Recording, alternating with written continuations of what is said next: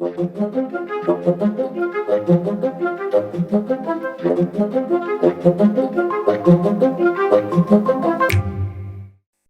Tim, how you getting on? Hey, Tom, I'm doing great. How about you? Yeah, not too bad. It's coming to the end of the racing season now. How's your workload looking? Are you a little bit less busy than usual? Yeah, I have too much time at the moment, so it's a bit boring. No races. Vuelta has been finished a few weeks ago. That was my last race that I did. So now, yeah, I have plenty of time to relax, recover, and get ready for the next season, I guess. Time to do lots of training then. I know you like to be training indoors. I think that's what we're going to be talking about a lot today. Yeah, last year, this time I was getting ready for hill climb champs, but this year I decided not to. So yeah, I spent most of the time indoors as always. So the topic of today's conversation is indeed indoor cycling. So looking forward to it. Yeah, so we're going to talk about nutrition for sort of those short, intense turbo sessions. Normally, I guess it's a little bit applicable to training outside, doing an interval training session as well. But since we're both in the Northern Hemisphere, and I think a lot of our listeners are as well, it's coming up to Zwift season, and with the shortening daylight hours, a lot of people are turning to the turbo for those short, intense sessions, racing on Zwift maybe. And the Zwift Academy's started up recently as well. So I know a lot of people are doing that. Have you ever thought of doing that, Tim? You might get on well there. No, I haven't. I'm not using Zwift anymore, so no, I don't know what this is. Oh, it's like it's where Jay Vine kind of got noticed, I think, isn't it? He just won a couple of stages in the Vuelta, so it's almost like I don't know, a training camp or a school for potential pros. And I think the winner of both the men's and the women's gets a contract with a pro team at the end of it. So it's quite an interesting concept. Oh, you'll have to look it up. You could have a bit of a career change from it, maybe. No, I'll stick to science.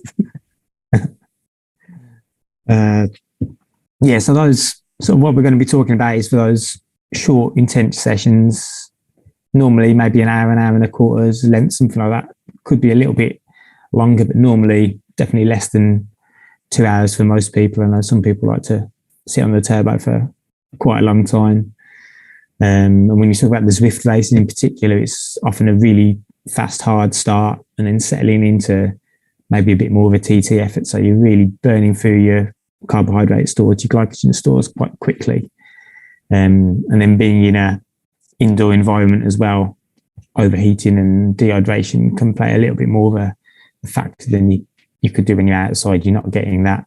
Even on a day with no wind, you ride along, you're getting a 30 kilometers per hour headwind in your face just from the speed that you're going a lot of the time. So yeah, it can be some quite different demands nutritionally to riding outside.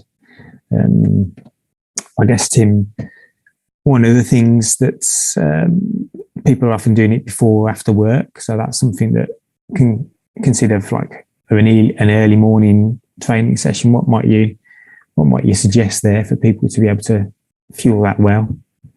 So before we start, I think I would really like to point out that how important the fans are. So proper ventilation. I think this is kind of the crucial thing when it comes to indoor training. And it always surprises me when I see some photos from like professionals doing some indoor sessions without the proper use of fan. Because basically without ventilation, without the air moving around the body, you simply like sweat out, but the sweat doesn't evaporate because of really high humidity around the body. And this just means that like you sweat out, but you don't really cool yourself down. So it's really, really important to have a really nice fan. Perhaps like open the window and like trying to get some fresh air as well, because in like a closed room, the humidity will just rise up. and when the humidity is high, the sweat just doesn't evaporate as efficiently as otherwise. And this really makes a huge difference. So like I'd spend, as we always say, a lot of time in the indoors. And I always make sure that I have like the window open. I also have proper ventilation. So like a kicker wind, I think it is, to keep me cool.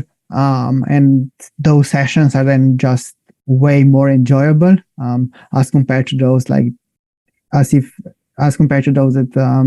that before, when I didn't have a proper fan. So this is like the most important thing to start with. And then when it comes to nutrition, it's a bit different because, and I think it's even like a bit harder. You have to pay more attention to it as compared to like longer rides, because the biggest difference is like the duration and then total energy expenditure. Like if you go out for a 4-hour long ride, this means even though the pace is relatively low, you still kind of like burn or go through a lot of calories and a lot of energy. And this means that like the total energy demands on a daily basis are pretty high. Whereas when you're training indoors for like really short and do really short sessions, what you do is basically go through the glycogen stores very quickly. And for instance, what we do in the labs, sometimes when we want to like deplete people of glycogen in the muscles, we do like exactly that, like really intense hard sessions. And those usually last on average like an hour and a half to 2 hours and a half, perhaps 3 hours if it's Tom Kirk. Yeah, I remember those. Lots of lovely intervals. So pretty much this means that, we can deplete all the glycogen stores in a single session like this. So it's really then paramount that you have sufficiently full carbohydrate stores or glycogen stores before you start such a ride. And this is kind of super important and something that you really need to pay attention to. But on the other hand, the next thing that like people usually do and think of, we can fuel on the bike, but you have to also keep in mind that you're only like working out for an hour, and the carbohydrates need some time to get processed. They need some time to get absorbed and then come to the muscles. So it's pretty like, it's not as sufficient. Basically, if you're like ingesting, 120 grams per hour in an hour long exercise session, you're basically fueling your recovery rather than the ride itself. So you have to take care about nutrition before. And that's kind of the most important thing that I can say to start this conversation. Yeah, I guess, fueling your recovery in itself isn't a bad thing doing that. But it could be a case even that during the ride itself, mouth rinsing or something like that could be enough for a short 1 hour session, as long as you've got your pre-ride nutrition right. Going back to what you said about the fans, I always recommend people do it in as cool a place as possible and get as big a fan as you can. That kicker one's really good, isn't it? Because it changes the wind speed depending on how hard you're going. Is that right? No, I just use the app on the phone and then Cool. And when I broke my arm last year, I was doing a lot of turbo training outside in the winter when I was able to ride, but not outdoors yet. And it's actually quite pleasant sat outside in December when it's really cold and you're on the turbo and you're not overheating for once compared to normal. But go kind of back to nutrition. It's getting those glycogen stores high beforehand. So I guess for a morning ride as well, the evening meal beforehand is probably the most important meal for, say, if you're starting a ride first thing before work in the morning. That's the thing. So if you're starting like early in the morning, the worst you can probably do is have like a huge breakfast and then sit on the bike and then like very slowly start because you're just so tired because of having so much food beforehand. So I usually like wake up at 5 a.m. myself and then just go straight to the turbo trainer. And I really like to like finish as early as possible. The sessions, I do like 2-hour long sessions usually. But what I do is I actually rarely have breakfast beforehand, or actually don't have breakfast. And what I do is if I have like a moderate intensity session or easy session, I just don't have the breakfast. I just have coffee. But if it's a really hard session, I only have like a gel or a carbohydrate drink straight before the start of the ride. So basically, I just fuel from the early on, but not like in super large quantities, but just so that there is some kind of inflow of carbohydrates to the body so that the body thinks that, yeah, well, carbs are coming in, you're fine, you can just carry on working out. The most important thing is what I do the day before. So I really pay attention to having like a large dinner based of carbohydrates. And this way kind of I fill up the glycogen stores. And then always I have in mind what the next day is like, whether it's easier, harder, super hard, and then I fuel accordingly the day before. So it's always about the day before, in my view. And the thing that people also need to take into consideration when thinking about like this fuel for the work required approach is that even though the session is, as we said, really short, the carbohydrate utilization is as big as it can be because you basically burn through all the carbohydrate stores in the body. So now you have a problem because the session is short, but glycogen use is very high. So basically the total energy expenditure or energy turnover, whatever we call this, is relatively low still as compared to like 4-hour or 3-hour long rides. But the carbohydrate utilization is super high.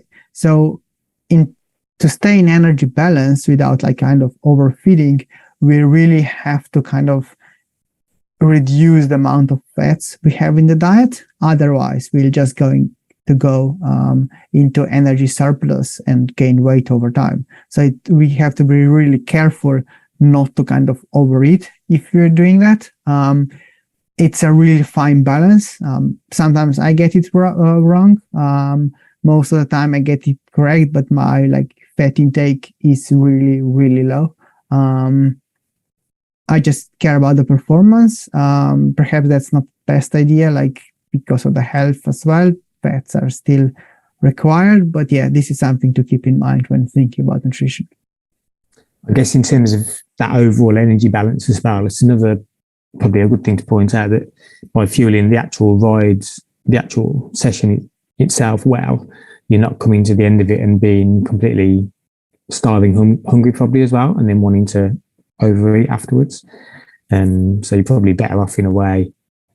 You're having not very much for breakfast or a small breakfast, but by taking on something during the ride itself, you're then not going to completely overeat and raid the fridge afterwards and mess up the energy balance that way. Yeah, definitely. So like sometimes I would actually say, well, it's a really good idea that you have a lot of carbohydrates on the bike, but for the purpose of like training the guts to actually be able to like get a lot of carbohydrates aboard in a short period of time during very intense efforts, this can actually help during like races later on. But basically you're not fueling the ride itself, you're fueling the recovery. So this way you will like train the gut and improve the recovery process. So perhaps like in the recovery, you don't need to think anymore about the carbohydrates because you've had enough of them and during the bike ride, because those will just be absorbed and utilized in the recovery process, and you can just have protein, for instance. So this is like another strategy that you can utilize and would make sense. And yeah, that's something that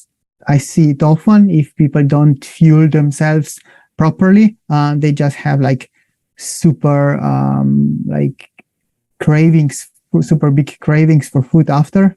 So it makes sense to fuel those short sessions as well. Yeah, and again, that's central effect, like you mentioned earlier, if your body's thinking, right, carbs are coming, don't panic, I can carry on and I can still push these big watts. I'm not getting as depleted as I would be. Yeah. So a morning one, we're talking maybe a small breakfast of a gel, a drink, some Haribo. Maybe, I'm surprised you didn't mention that. Just really just before the ride itself, not having to get up, hours before and have a big breakfast before. Just a little snack to get you started as you get on the bike, and then fueling during and afterwards as well. And then if we talk about other end of the spectrum, people might prefer to train in the evening. Some people might even train twice a day. A short session in the morning, short session in the evening. Then I guess you're looking more at your afternoon meal, your lunchtime meal, a snack in the afternoon before you get home from work. Assuming you're doing like a 9 to 5 job, and probably starting your training at 6 or 7 o'clock in the evening, something like that. How would you approach that one, especially the meal afterwards, really? Because having your meal afterwards and going straight to bed with a huge amount of food in your stomach, I mean, I don't like that particularly, and some people can tolerate it more than others. But how would you approach that? I think this is very individual, and also like kind of depends on what's following that session, because and what that session is like. So if it's like an easy session, and then you also want to like perhaps lose some body mass in the long term, you don't really like need to like care about carbohydrates as much as if the session is super intense. So basically starting the ride a bit hungry, and then having carbohydrates from early on or like from the start would kind of stabilize glucose concentrations in the bloodstream, and then you will just be flying through the session flying through the session. And this kind of applies for moderate to low intensity sessions, so like steady state sessions. But then those sessions would definitely require more carbohydrate intake just to recover, because you started low in probably carbohydrate stores in the body, so you will end those sessions even lower. And those sessions, very nicely, it is when they're followed up by a more intense session. So basically, you create a hole and then you super compensate the glycogen stores, and then just burn those during the next session. If this session is super intense that we are talking about, then we have to make sure that carbohydrate availability throughout the day is pretty high. And this means that, like, I really like to tell people that they should like kind of avoid really foods high in fat, go with more simple carbohydrates, like fruits, so really prioritize carbohydrate intake.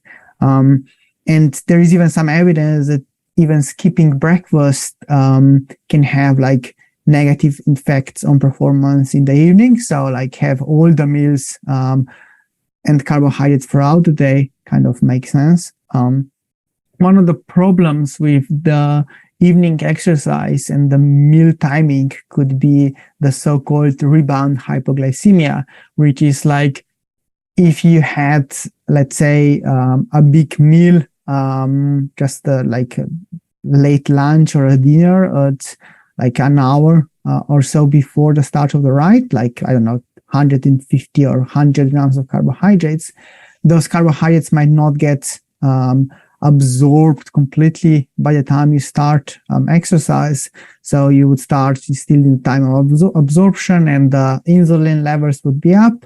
And when you start exercising in the first 10 minutes or so, you might feel like you're completely without energy. And this is a pretty common occurrence among athletes. And it even happens to me sometimes. And if this happens, the only thing you can do is basically either stop exercising, get a gel somewhere, take it, and then restart. So yeah, try to avoid having really big meals, like probably 2 hours before the start of the session. But if you have it, like you struggle to eat before, then you have to have probably a gel or a bar or something, some quickly to digest carbohydrates, like 10 to 15 minutes before the start of the ride. And this way you should prevent this rebound hypoglycemia, and be just rocking on the bike. So say, for example, you've had your lunch at 1 o'clock in the afternoon, say you've come back from work and you're really quite hungry. You're actually better off probably waiting a little bit until right before the start of your training session or your race to then have a gel and then you drink something like that, similar to that first thing in the morning session, so that you're getting the carbs and the energy that you need, but you're avoiding that rebound hypoglycemia stage, because you've not got the interaction with the insulin that you would have if you'd left longer and had a bigger meal, say straight away when you came in at 5 o'clock, and then you're racing at 6:30 or 7, something like that. Yeah. So like, for instance, when we are planning the nutrition for professionals for like time trials, which are probably pretty similar, we always kind of make sure that the last big meal is 3 hours before the start. And if there is anything in between, it's basically when they're just like already doing the warm up, they have some carbohydrates, but otherwise we kind of try to avoid carbohydrates in the last 3 hours, just for this reason, that we don't want to like digestion to like disturb the exercise. Yeah, I think most people probably have a similar pattern before most races, don't they? You want to eat 3 hours or so beforehand, give it plenty of time to digest. You're not going to have that potential for that rebound hypoglycemia effects, and you've not got loads of blood going to your stomach to digest something that you've just eaten. Yeah, exactly. Yeah. And then like the next thing would be like especially for the evening sessions, because like you finish a session and then you need to recover, get some energy in so that you're able to sleep. And I think like here the timing to the next meal is really important. So like usually when you're training indoors, what happens is that you step off the bike, go and have a shower, and only then start preparing food. I think you have to think in advance. So what am I going to have just after I finish the session? Like just grab some Haribos, for instance, just to get those the carbs into the body, or what we actually like mentioned earlier, fuel like really well on the bike. So this way that you basically fuel the recovery already, so that you have then time to shower and then have like a proper dinner afterwards. Because you obviously want to prevent like having really large dinner after it, because you might not be able to fall asleep as a result of that. So this is something to like keep in mind. Yeah, I don't like eating too big a meal too close to bedtime. So I guess what I would maybe do is have like a regen shake or something straight away afterwards. Then after your shower, have another relatively smaller meal, maybe not as big a dinner as I would do normally. So you're spreading it out a little bit, but you're still getting the carbs you need, a little bit of protein as well for your recovery for the next day. And especially if you're, depends how late you like to go to bed, I guess. But if you're going to be going to sleep soon afterwards, can be quite a big issue, can't it? Yeah. I guess the thing we haven't talked about so much, it's really important for indoor training, is the hydration side of things as well. I think if I was on the turbo, I could easily probably drink 2 bottles an hour, and probably maybe even want more than that. Have a lineup of bottles next to you to be drinking, especially if you're doing a long session like that. How would you approach that? Would you sort of look at your sweat rates and try and match that, or is that not even possible to do on the turbo? You're sweating so much. I think, yeah, it's a really good idea to like see how good you are at like hydrating yourself. So like the idea is to just like do as you usually would, jump on the scale before starting the ride and just after it, and then figure out how much you've lost. And if it's probably less than like 2% of body mass, then it kind of, yeah, your hydration is probably sufficient. If you like find yourself that you ride for 1 hour and a half or so, like sweat out like 2 liters, and then you only have drunk like half a liter or like took a few sips, then you have to think about what strategy you can do to like increase the fluid intake. And one of the things that you can take like use of, and I do this myself, is to use more electrolytes for those kind of sessions, because adding like electrolytes with some sweetener, like, yeah, I don't know, tabs or the powder, basically the taste is so much better than water. So you kind of feel like drinking more just because because of that taste. And this is a really good strategy to improve hydration. I think this is like very handy for older individuals, because sensation of thirst is kind of impaired, and would make sense. So yeah, but otherwise, I don't think you can get like severely dehydrated from exercising for 1 hour.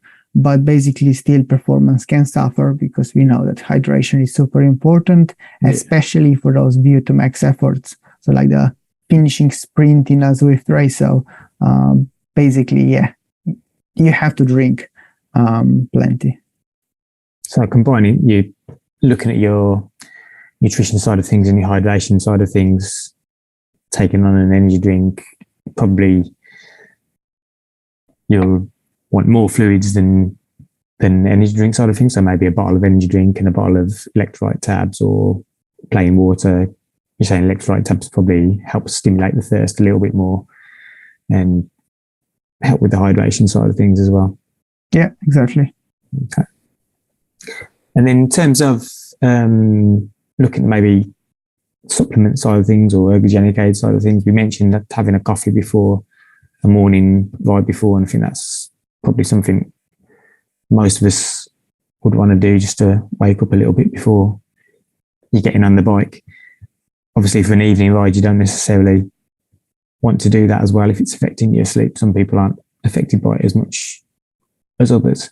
You know, the kind of the difference between success and failure in those really hard interval sessions or really hard Zwift race can be quite small. So is there anything else you could recommend to help give a bit of an edge really in those evening sessions, especially, or morning as well?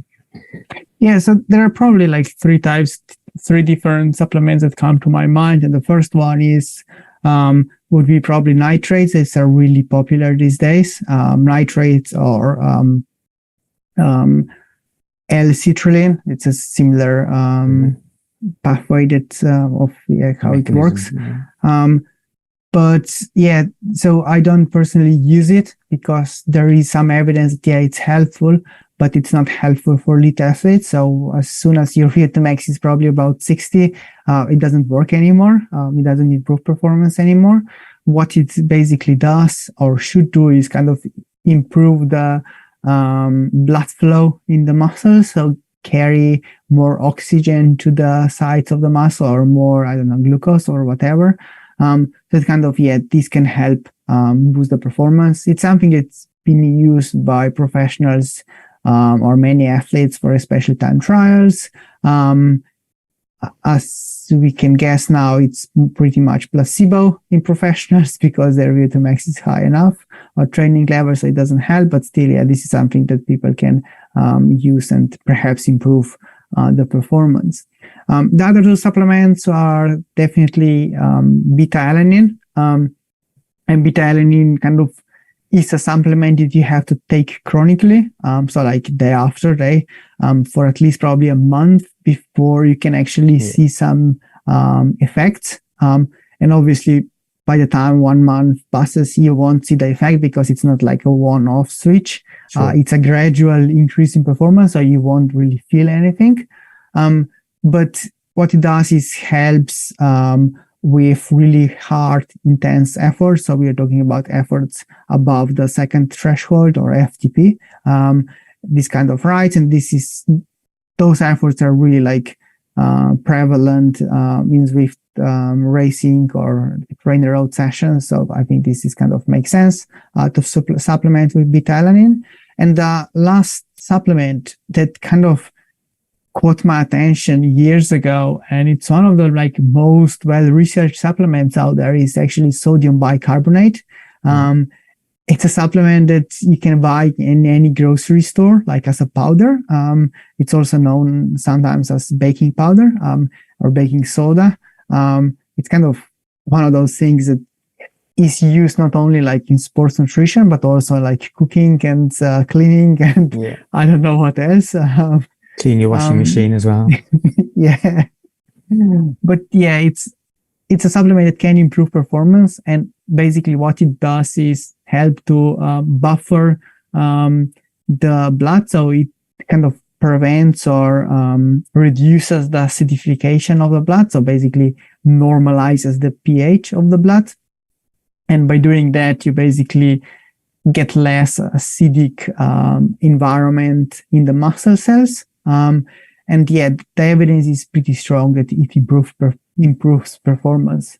And we use it in cyclists for like prologues or time trials that are relatively short. And the evidence, as I said, is really, really strong that it actually helps.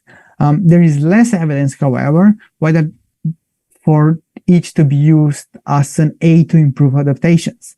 And actually, there is some pretty compelling evidence, in my opinion, showing that if you use sodium bicarbonate before hard training sessions, interval training sessions, you can actually improve adaptations. Two like kind of mechanisms come to my mind here. And the first one is basically, if it improves performance, this means that you can push harder. You can do like 5 times 8-minute intervals at a higher power output. So basically you will get a bigger stimulus just from doing that. And the other one is that even if you equate the work performed, like the intensity, you fix the intensity, then what you see is that adaptations still kind of, or those signaling pathways are triggered to a higher degree if you use sodium bicarbonate. And this is probably because mitochondria doesn't really like, or mitochondria don't really like acidic environment. And this can actually, in the long term, lead you to better adaptations. The biggest problem with sodium bicarbonate is that it can be bad on the stomach, on the gastrointestinal tract, and you have to kind of get the timing right. You have to have the time to ingest it. So we usually start like 3 hours beforehand, small doses in tabs rather than powder, like 5 grams at a time, to really make sure that we minimize the risk of having any GI discomfort. And then during the ride, you can actually have the energy unit drink buffer that we kind of develop just with this in mind, to kind of not only not like kind of load the body with bicarbonate, but rather to like kind of sustain the amount of bicarbonate in the bloodstream. Pop it up over the course of the session. It's a pretty complicated science behind it. We could talk for hours, but it's something that people can use, and I think it's very useful. The only like problems other than potential GI discomfort is that you're basically eating a lot of sodium. And for people with high blood pressure, this might not actually be the best idea. And also be prepared to be very thirsty after such a session. And that the next day in the morning, you might actually have more kilograms than usual just because of the water retention. So it's probably not the best thing to do it like day after day, but like a couple of days a week or once a week when you have like the key session of the week or the key race of the week, it makes sense to actually use it. And because you have to take it in advance or to get the most out of it, it's probably not really suitable for morning sessions either. No. Yeah. But an evening session, the dose is normally, is it 0.3 grams per kilo? Yes. Normally? Yeah. Yeah. So spreading that out over an afternoon, so having a dose with your afternoon meal and then small 5 gram portions of it throughout the afternoon, you're going to come into the race, and then I guess it makes sense taking some during the race itself, because it's you're more looking, you're going to get the effect of that really hard effort at the end of a race, aren't you? So that's where the carbohydrate and bicarb together makes sense during your session or during your race as well. Yeah. Nice. So we'll add the link to a protocol that I wrote down into the description of this podcast, so you can check it out there. And the so the bicarb and the beta-alanine, they're actually sort of fairly similar mechanisms, aren't they? One's acting kind of within the muscle cells and one's outside of the muscle cells. Could you just explain a bit about that? Let's not go into that, but yeah, I think, like, in my opinion, we don't really know how sodium bicarbonate actually improves performance, or why it does that. When you're talking about acute performance, especially, the thing is that they say, well, you reduce the acidity in both ways. So like beta-alanine working within the muscle, and then sodium bicarb or bicarbonate working in the blood by reducing acidity. But I don't think that we have a lot of strong evidence that actually demonstrates that acidity actually causes fatigue. I think there are some other mechanisms that are causing fatigue, not acidity.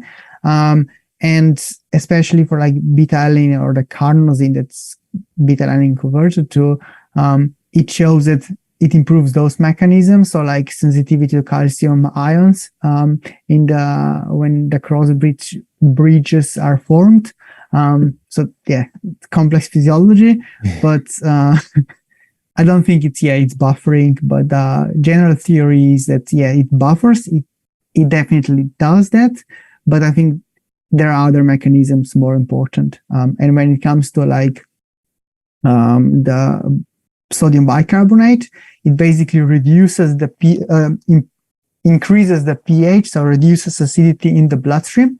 And when it does that, you basically get a bigger concentration gradient for hydrogen ions. Hydrogen ions, the higher the concentration, the lower the pH. And this means that you suck more of the hydrogen ions from the cell into the bloodstream. And this way kind of also reduce the acidity within the muscle fibers or muscle cells, let's say it. And this can basically improve performance. But I think that the mechanisms could be like more central, like on the nervous system, rather than like acidity on its own. But this is still something that the researchers are looking into, and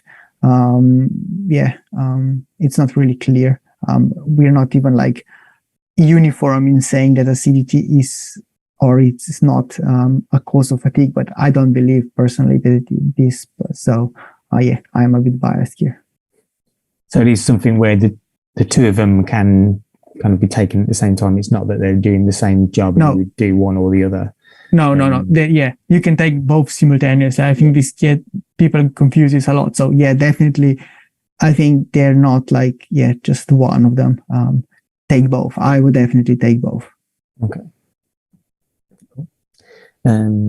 So I think we've come through quite a lot of useful information there, I think, and people are going to be fueling their indoor sessions over the winter a little bit better, hopefully, having heard that.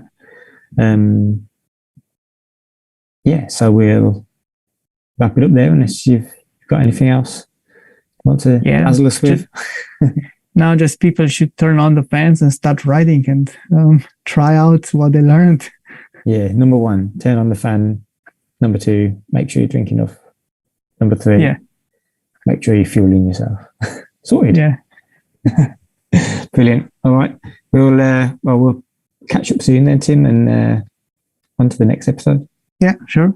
And if people have any questions, please drop it in the comments and we'll see what we can deal with next time.